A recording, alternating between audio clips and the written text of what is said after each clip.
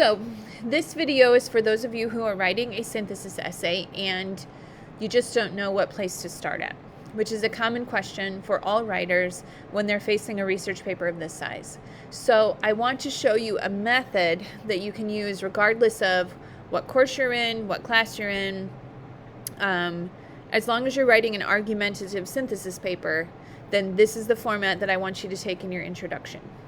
So it basically starts off with the advice of share your exigence with the reader. So if we remember back to what the word exigence means, it goes back to one of those terms that are connected to the rhetorical situation. Nobody really writes something without having some sort of motivation.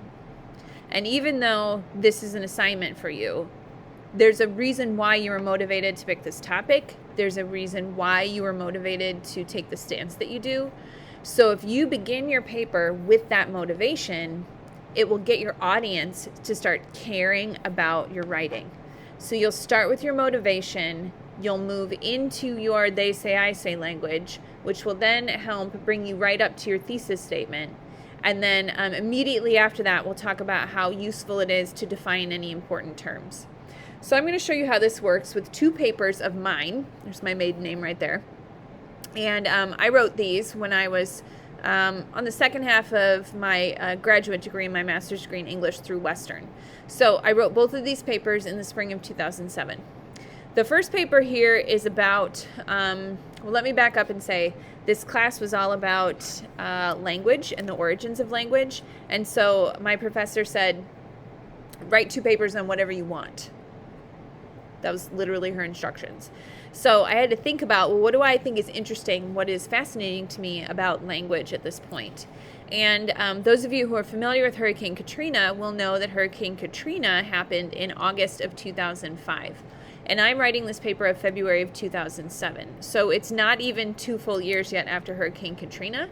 And so I started thinking about how massive of an event that was. And I decided that I wanted to study it more closer.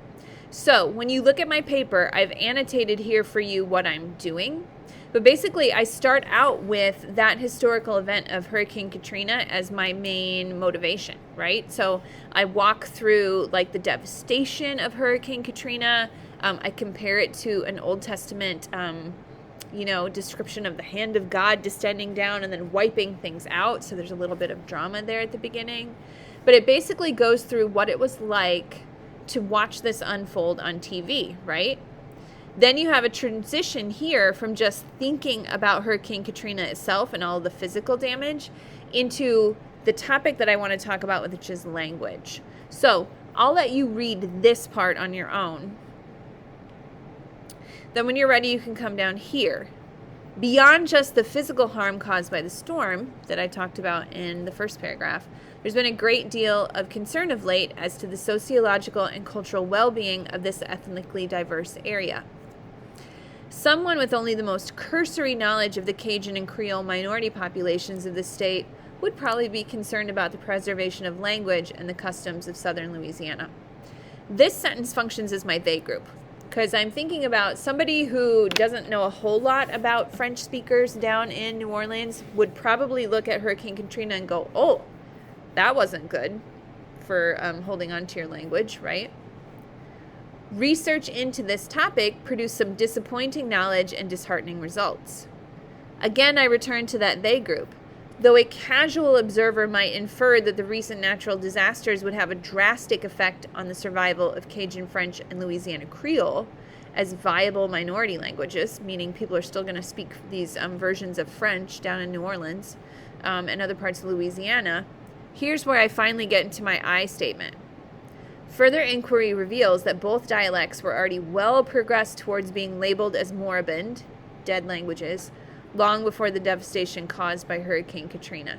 So I'm saying most people would probably think that Hurricane Katrina is a reason why the language is being wiped out, but ultimately the language was dying before Hurricane Katrina came onto the scene. Therefore, this leads to my thesis statement, which is here. The hurricane may not have directly caused the subtractive bilingualism of the area, but it will certainly have some strongly negative effects on current efforts to revive the language on a statewide basis. So I'm kind of a no but, right?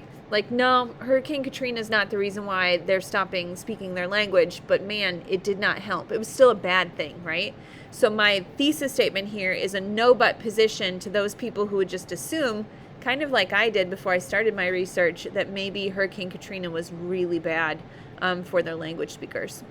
Then, if you look at the rest of the paper, which you definitely don't have to, when you look at the samples yourself, I start going into defining what these terms mean, which is the next step that you should do in any good argument.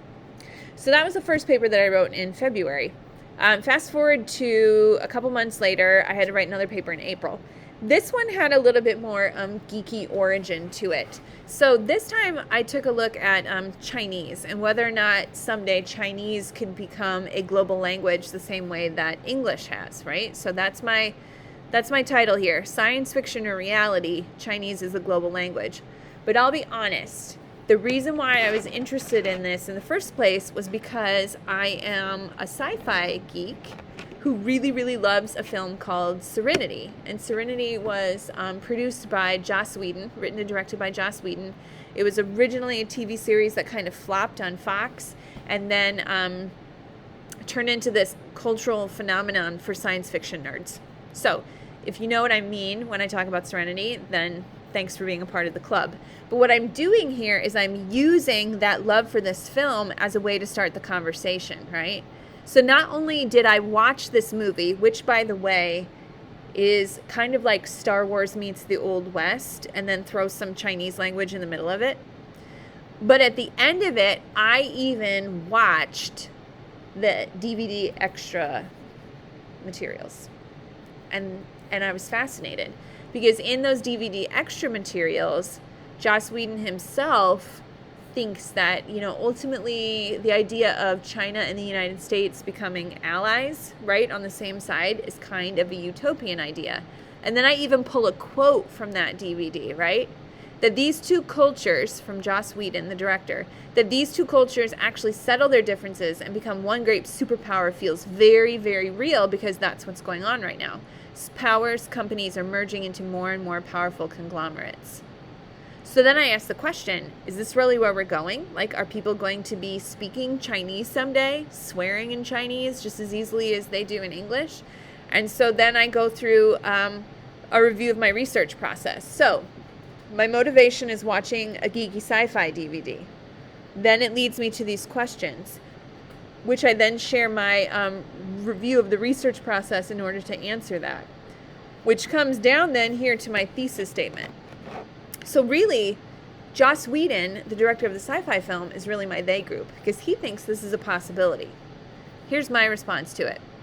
Despite the vast and growing numbers of Mandarin speakers around the world, the likelihood of Chinese overtaking English as a global language is not strong. However, the United States cannot ignore the emerging economic and political force that is 21st century China without hazarding America's current position as a significantly influential world power. So to Joss Whedon, I basically say no, but, right? Like, no, I don't think we're going to get to the point where Chinese is going to be the global language, but we'd be awfully stupid not to step back and go, man, we need to take a look at this country and its relationship with us if we want to stay on top of the game, right? And then, of course, I move forward into, again, some background data and some definitions that are important to the paper.